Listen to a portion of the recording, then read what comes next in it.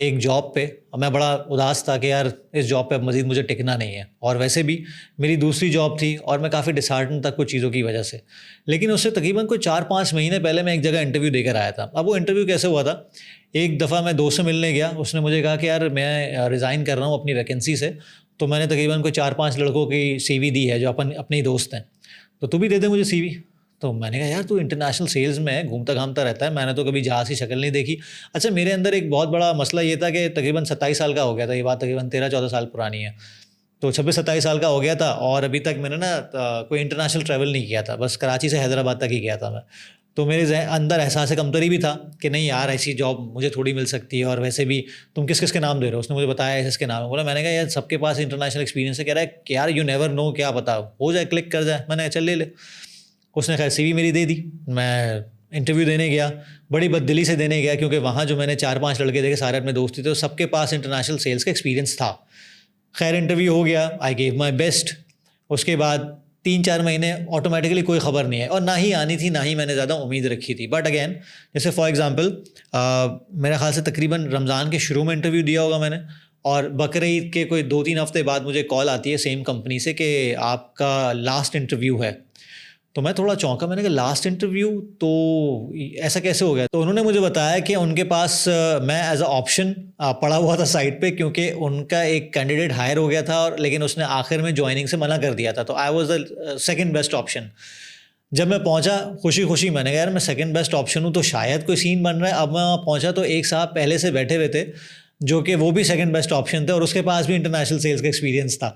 But fortunately اور luckily I made the کٹ، اور مجھے وہ جاب آفر ہو گئی.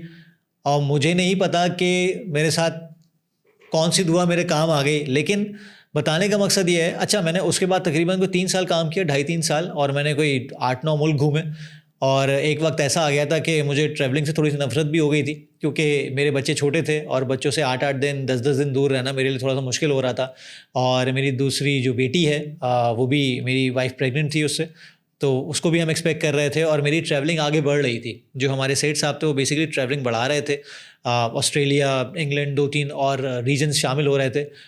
تو وہ جو شروع کی ایکسائٹمنٹ تھی، اتنی ٹریولنگ کے بعد اب وہ ایکسائٹمنٹ نہیں رہی تھی، یا تھوڑا ناشکرا ہو گیا تھا شاید، یا پھر فیملی کا پیار اتنا تھا کہ میں اب زیادہ دور رہنا نہیں چاہتا تھا ان سے. بٹ اگین بات یہ ہے کہ اگر میں اس وقت یہ سوچ کے جاتا ہی نہ، یا سی وی ہی نہ دیتا کہ یار سوال ہی پیدا نہیں ہوتا کہ میں کنسیڈر کر لیا جاؤں، تو کیا ہوتا.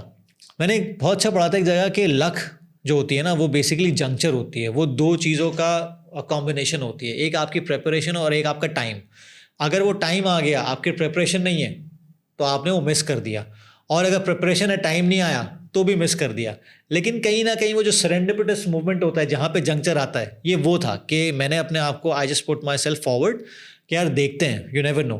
اور اپرچونیٹی بھی آ گئی، اور اللہ کا کرنا ایسا ہوا کہ بندے نے اینڈ مومنٹ پہ ریزائن کر دیا یا پھر جوائننگ نہیں دی. تو I was a second best option and I made the cut. اس کے بعد میں نے ٹریولنگ بھی کی، اس کے بعد میرا ایکسپیرینس بھی ہوا، میرا پاسپورٹ بھی بھرا، اور مجھے بڑا مزہ آیا دنیا دیکھ کے اور سیکھ کے. اور اس کے بعد اسی ایکسپیرینس نے مجھے بہت زیادہ ہیلپ کیا دوسرے کمپنیز میں جا کے. اور آج جب میں بات کرتا ہوں تو الحمدللہ I am very much proud of those experiences. تو بتانے کا مقصد اگین یہی ہے، میں نے سوچا کہ آپ لوگ ضرور بتاؤں. میں نے کچھ دن پہلے پڑھا تھا کہ یار کچھ بھی ہو سکتا ہے، اور لوگ بول رہے ہیں ابے یار ایسی بس باتیں ہوتی ہیں. تو یہ باتیں نہیں ہوتی ہیں، آپ کو اپنا کام پورا کرنا ہوتا ہے. اگر آپ نے اپنا کام پورا نہیں کیا ہوا نا، تو آپ کسی کو بلیم نہیں کر سکتے، اوپر والے تک کو نہیں.